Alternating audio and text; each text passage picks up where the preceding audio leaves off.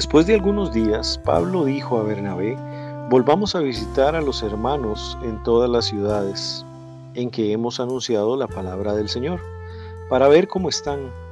Y Bernabé quería que llevasen consigo a Juan, el que tenía por sobrenombre Marcos. Pero a Pablo no le parecía bien llevar consigo al que se había apartado de ellos desde Panfilia, y no había ido con ellos a la obra.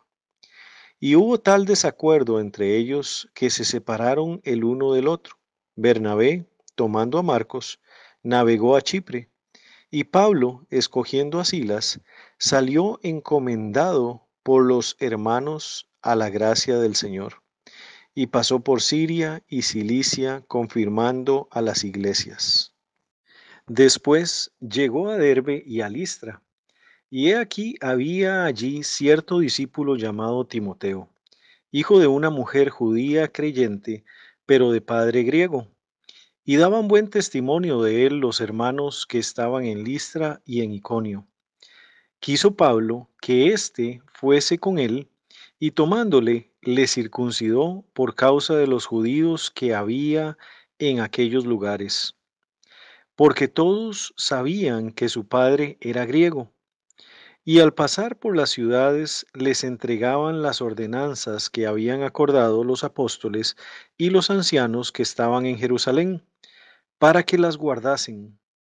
Así que las iglesias eran confirmadas en la fe y aumentaban en número cada día. Y atravesando Frigia y la provincia de Galacia, les fue prohibido por el Espíritu Santo hablar la palabra en Asia.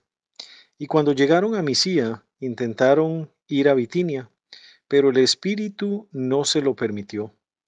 Y pasando junto a Misia, descendieron a Troas. Y se le mostró a Pablo una visión de noche.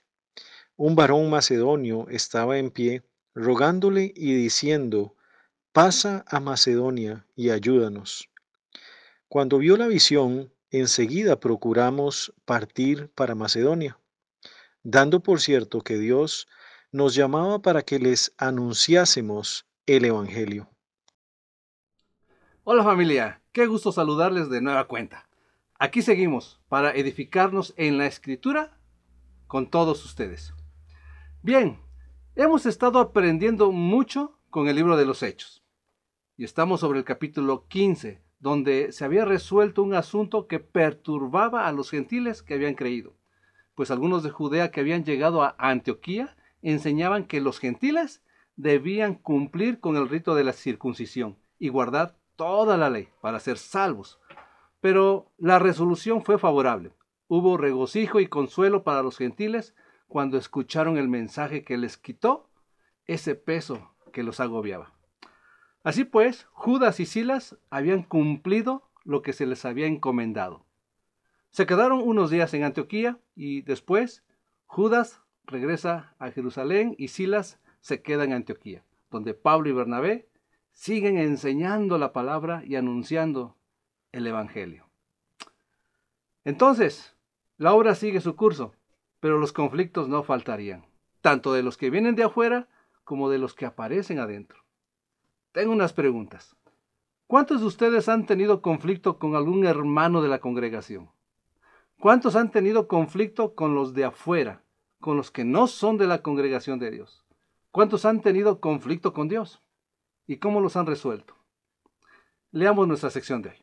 Hechos 15:36 dice: después de algunos días, Pablo dijo a Bernabé: volvamos a visitar a los hermanos en todas las ciudades en que hemos anunciado la palabra del Señor, para ver cómo están. Pasaron días después de aquel asunto perturbador que atendieron Judas y Silas. Y Pablo le dijo a Bernabé: regresemos a las ciudades donde hemos anunciado la palabra para ver cómo están los hermanos. ¿Cuáles eran esas ciudades? Por supuesto, recordando Hechos 15, vemos que las ciudades donde anunciaron la palabra y muchos habían creído son Salamina, Pafos, ciudades de la isla de Chipre, Perge de Panfilia, donde Juan, llamado Marcos, los había abandonado, Antioquía de Siria, Iconio, Listra y Derbe, ciudades de Galacia, y las regiones cercanas a estas. Pero recordemos a quienes iban dirigidas las palabras de la carta, que mandaron los apóstoles de Jerusalén para resolver aquel asunto que los tenía inquietos. Y para anotar un detalle. Hechos 15:23 dice, y escribir por conducto de ellos, los apóstoles y los ancianos y los hermanos, a los hermanos de entre los gentiles que están en Antioquía, en Siria y en Cilicia, salud. Esto indica que ya había creyentes en las regiones de Siria y Cilicia. El deseo de Pablo era visitar todos esos lugares para ver si seguían ellos en la fe. Por supuesto, los de Antioquía debían saberlo. Pablo y Bernabé eran muy conocidos, con una reputación notable entre los creyentes de aquella ciudad, y su ausencia sería notoria. Así que tendrían que avisar para que la congregación orara por ellos, como lo habían hecho en su primer viaje. Leamos cómo empezaría este segundo viaje. Hechos 15, 37 y 38 dice, y Bernabé quería que llevasen consigo a Juan, el que tenía por sobrenombre Marcos, pero a Pablo no le parecía bien llevar consigo al que se había apartado de ellos desde Panfilia, y no había ido con ellos a la obra. No podía faltar un conflicto entre dos hombres que habían trabajado en equipo, que habían vivido experiencias juntos y vieron cómo Dios abría las puertas de la fe a los gentiles y cómo los había librado de muchos peligros que amenazaban sus vidas. Bernabé estaba de acuerdo con Pablo en que es necesario visitar a los hermanos, pero había un pequeño detalle que Pablo no se esperaba. Juan, al que llamaban Marcos, sobrino de Bernabé, había abandonado la obra desde Perge de Panfilia, apartándose de Pablo y Bernabé, y se había regresado a Jerusalén, no a Antioquía, pero probablemente después de muchos días, ahora se hallaba en Antioquía.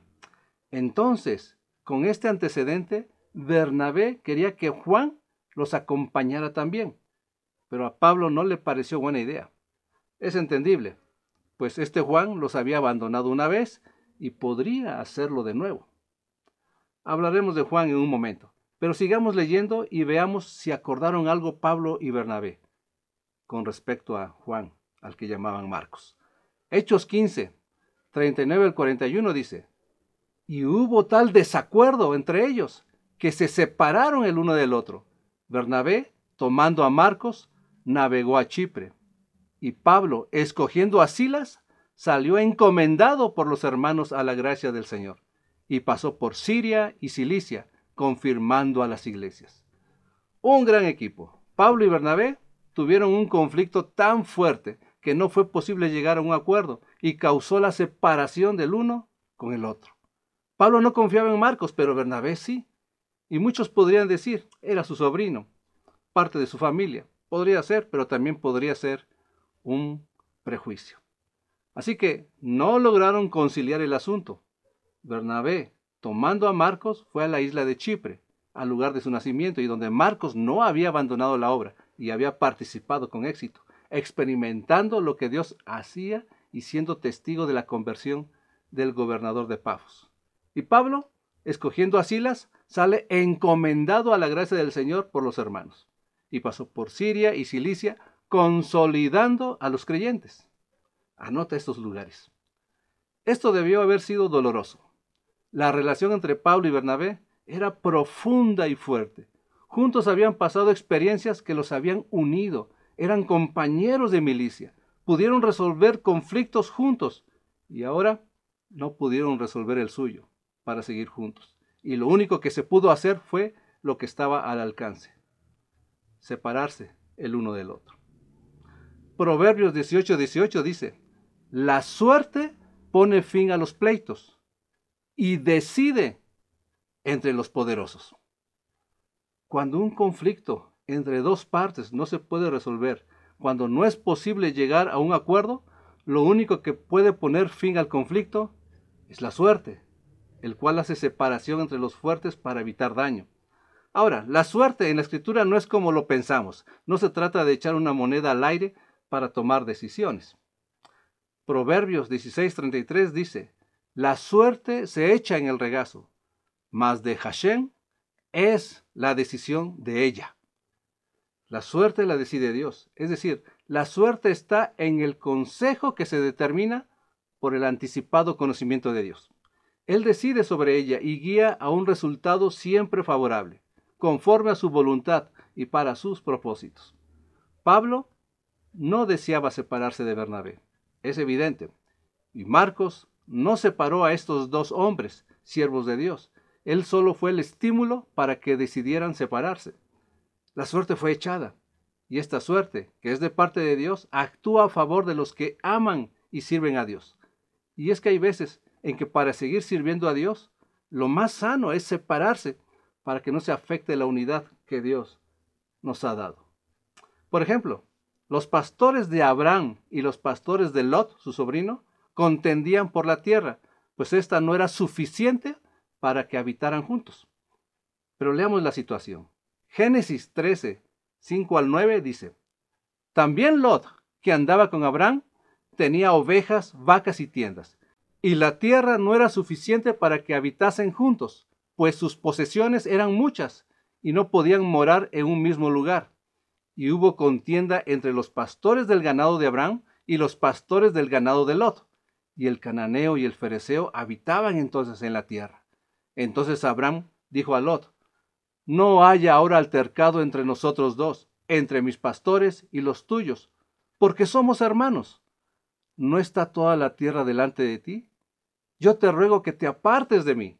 Si fueres a la mano izquierda, yo iré a la derecha, y si tú a la derecha, yo iré a la izquierda. Y Lot había escogido lo mejor. En este caso, la situación era que la tierra ya no era suficiente para morar en un mismo lugar. Había pleito entre la gente de Abraham y la gente de Lot por sus ganados. ¿Cómo resolverían el asunto? Abraham le dice: somos hermanos y no está bien que haya contienda entre nosotros. Lo más sano es que nos separemos. Elige tú, ¿a dónde vas? Así también Bernabé se iría al suroeste con Marcos y Pablo al noroeste con Silas. La suerte resolvió el conflicto, pero Pablo fue encomendado por los de Antioquía, es decir, le remitieron la buena causa para salir a las ciudades que habían visitado. Pero hay otro asunto en estos últimos versículos de Hechos 15. Marcos fue considerado por Bernabé, su tío, para ser parte del viaje, pero Pablo no quería tomarlo en cuenta. ¿Cuál fue el sentir de Marcos por no ser tomado en cuenta por parte de Pablo? ¿Qué habrá sentido al darse cuenta de que él fue el motivo por el cual Pablo y Bernabé se separaron? No lo dice el texto, pero acompañó a Bernabé. No se desanimó por el rechazo de Pablo. Sabía que una vez los había abandonado en la obra y ahora tenía la oportunidad de colaborar para la obra con Bernabé. ¿Cómo hacen daño los antecedentes que no hablan bien de nosotros?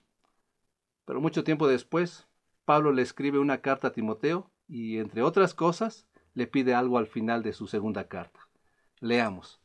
Segunda de Timoteo 4:1 dice: Toma a Marcos y tráele contigo, porque me es útil para el ministerio. Pablo no quería que Marcos los acompañara por el antecedente que lo había marcado. No lo consideraba digno, pero tiempo después le era útil para el ministerio. ¿Cómo es que Pablo dejó de ver sus antecedentes y ahora veía lo útil que era para el ministerio? Probablemente Juan pasó por un proceso de recuperación al asistir a Bernabé. La pregunta sería, ¿cómo? En otra de sus cartas, Pablo menciona otra vez a Marcos. Colosenses 4:10 dice: Y Marcos, el sobrino de Bernabé, acerca del cual habéis recibido mandamientos, si fuere a vosotros, recibidle. Filemón 24 dice: Marcos, Aristarco, Demas y Lucas, mis colaboradores. Marcos no solo llegó a ser útil para el ministerio, llegó a ser digno de ser recibido. Era bienvenido entre los hermanos. Y Pablo lo llama mi colaborador, su asistente en la obra. Marcos aprovechó la oportunidad que Bernabé le dio y trabajó para exhibir que Dios lo había hecho completamente competente para la obra. La misericordia de Dios abrazó a Marcos. Por la misericordia de Dios, tú y yo podemos ser útiles al ministerio, dignos de ser recibidos, colaboradores de otros en la obra de Dios. Si un día te alejaste, apartándote de la obra por cualquier motivo, puedes aprovechar la oportunidad cuando algún Bernabé te invite a ser parte de la obra y mostrar que Dios te hace competente para el ministerio. Solo permanece fiel en las cosas del reino de Dios. Y si eres un Bernabé, aquel que le da oportunidad a quienes no tienen muy buenos antecedentes y les brindas apoyo, gracias al Señor por tu vida. Bien, entonces Pablo con Silas pasa por las regiones de Siria y Cilicia, fortaleciendo a los creyentes en la fe. Y parece que no pasa nada más ahí. Así que sigamos pasando al capítulo 16. Hechos 16, 1 al 3 dice: Después llegó a Derbe y a Listra, y he aquí había allí cierto discípulo llamado Timoteo, hijo de una mujer judía creyente, pero de padre griego. Y daban buen testimonio de él los hermanos que estaban en Listra y en Iconio. Quiso Pablo que éste fuese con él, y tomándole, le circuncidó.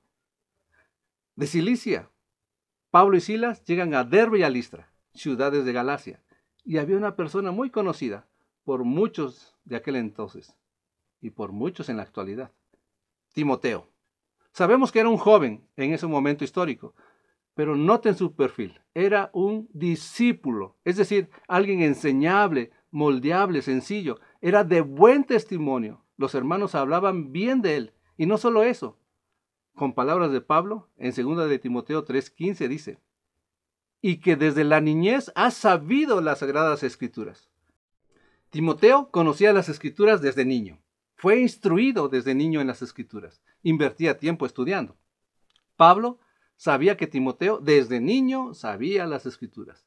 Pablo era exigente en las cosas del reino. No a cualquiera escogería para que lo acompañara en la obra.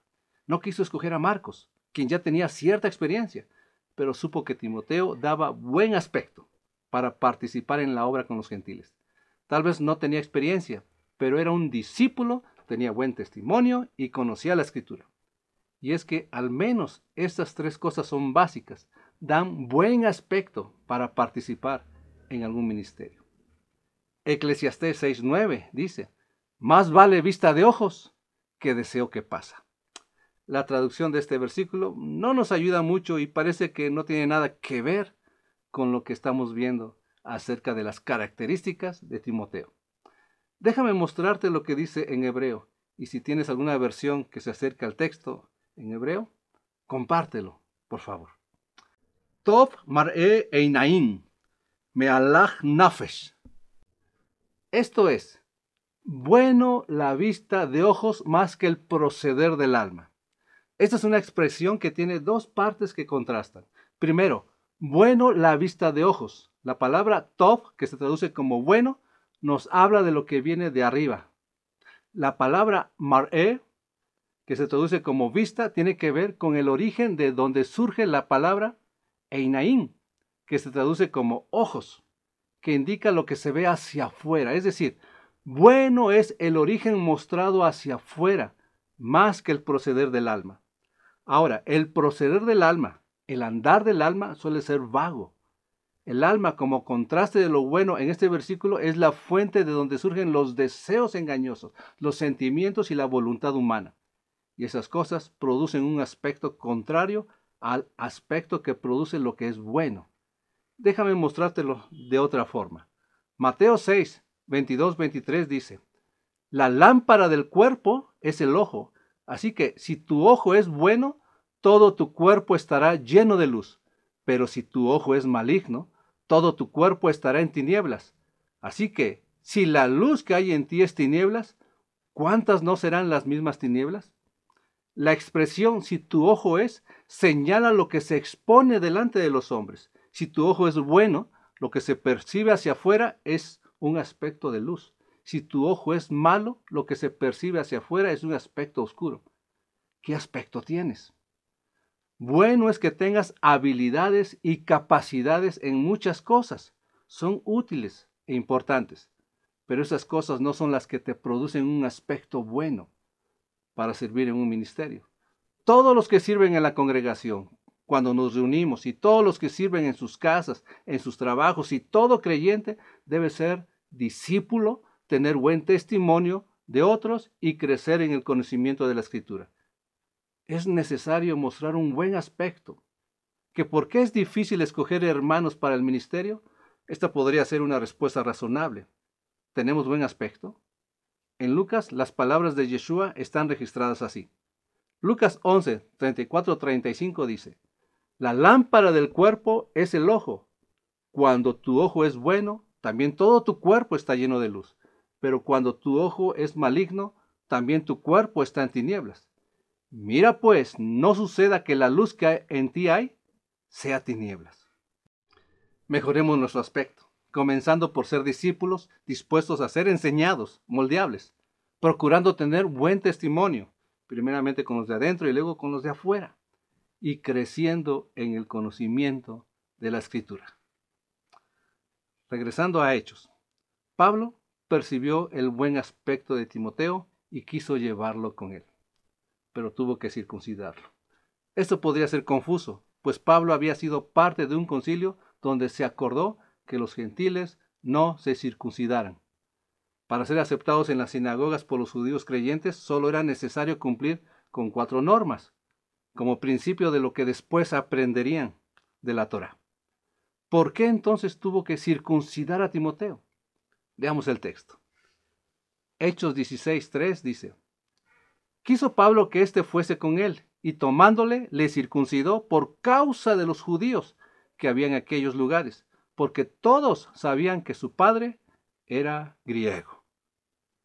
La pregunta que muchos se han hecho es: ¿Timoteo era judío o gentil? Si era gentil, ¿no le bastaba con cumplir con el acuerdo del Concilio de Jerusalén? Si era judío, ¿por qué no estaba circuncidado?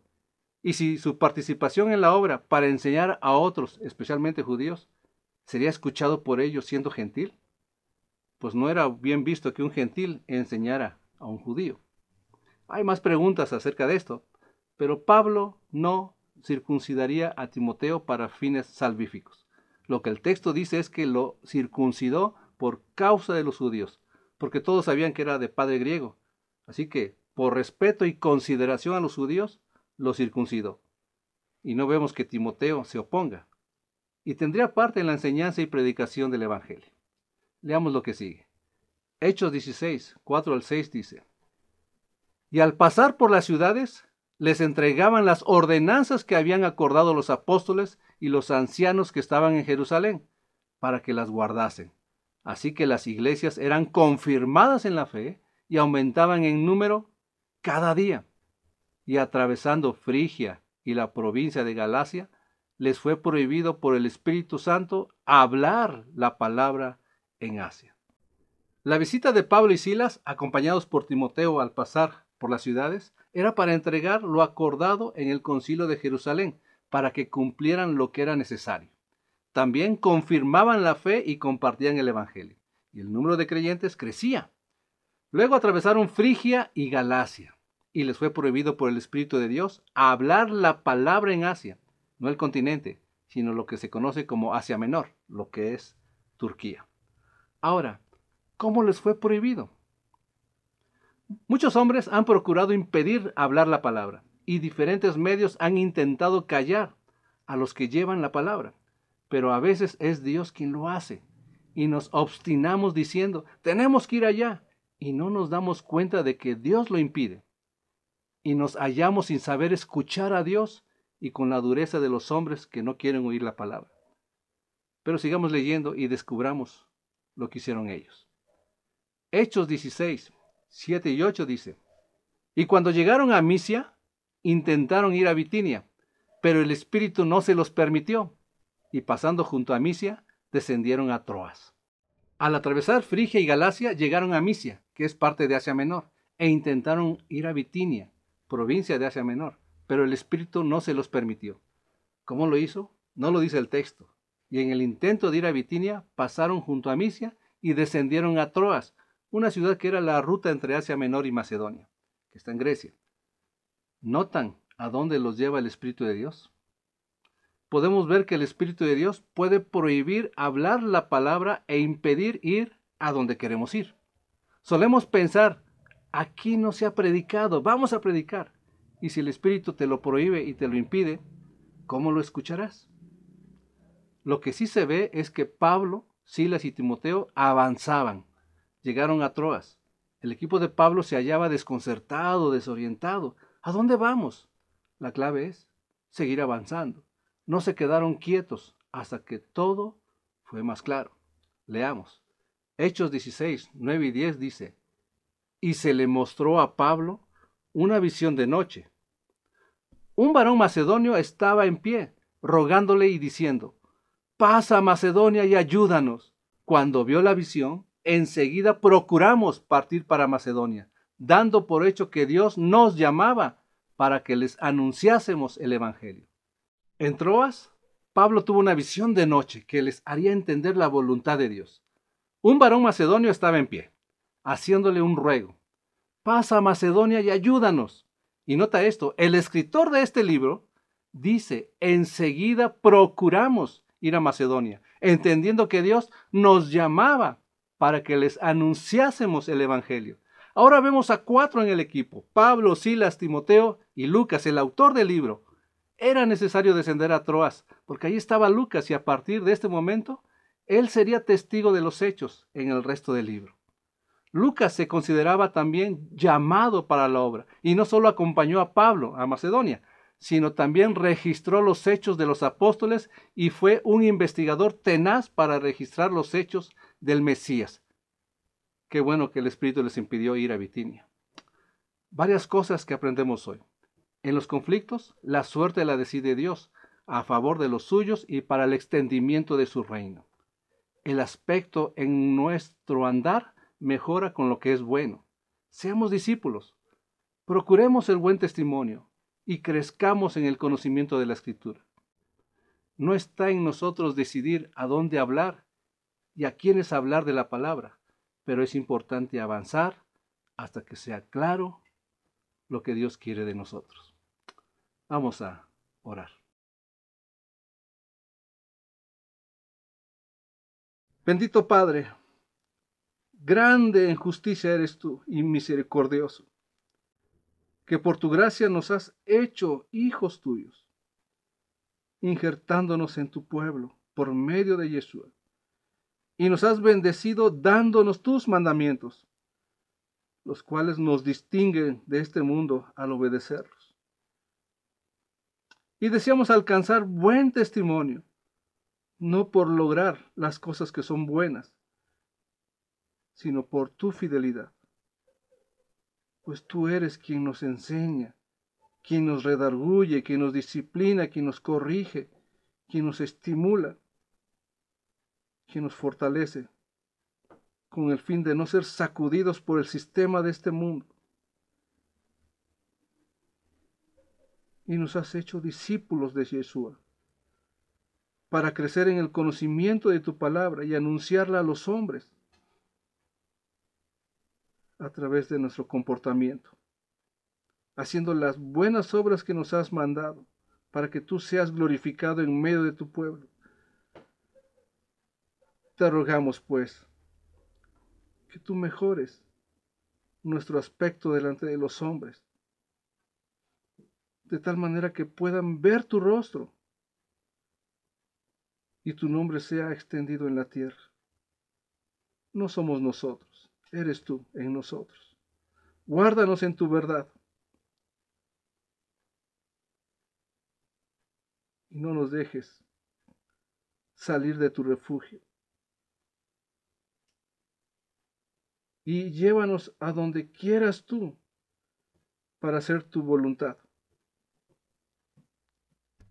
Y concédenos sabiduría para discernir lo que quieres y a donde quieres que vayamos y a donde quiera que estemos. Ayúdanos en eso. Gracias por la palabra de hoy. A ti, Señor, sea la gloria y el honor. Y rogamos por tu bendición. En el nombre de Yeshua. Amén. Bendiciones, familia. Tu voz me llama a las aguas donde mis pies pueden fallar. Y ahí te encuentro en lo incierto. Caminaré sobre el mar.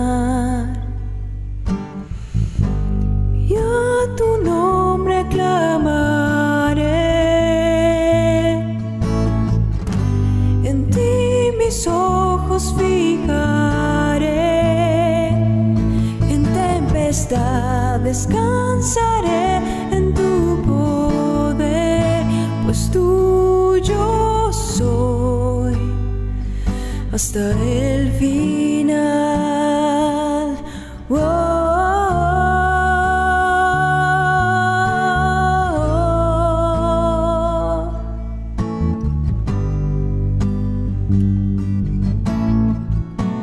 Tu gracia abunda en la tormenta, tu mano, Dios, me guiará. Cuando hay temor en mi camino, tú eres fiel y no cambiarás.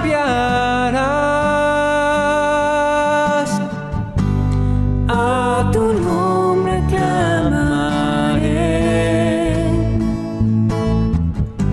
En ti mis ojos fijaré, en tempestad descansaré en tu poder, pues tuyo soy hasta el tu final. espíritu me guía sin fronteras, más allá de las barreras, a donde tú me llames. Tú me llevas más allá de lo soñado, donde puedo estar confiado al estar en tu presencia. Tu espíritu me guía sin fronteras, más allá de las barreras, A donde tú me llames. Tú me llevas más allá de lo soñado, donde puedo estar confiado al estar en tu presencia. Que tu espíritu me guíe sin fronteras, más allá de las barreras, a donde tú me llames. Tú me llevas más allá de lo soñado, donde puedo estar confiado al estar en tu presencia. y a tu nombre clamaré, en ti mis ojos fijaré, en tempestad descansaré en tu poder, pues tuyo soy hasta el final.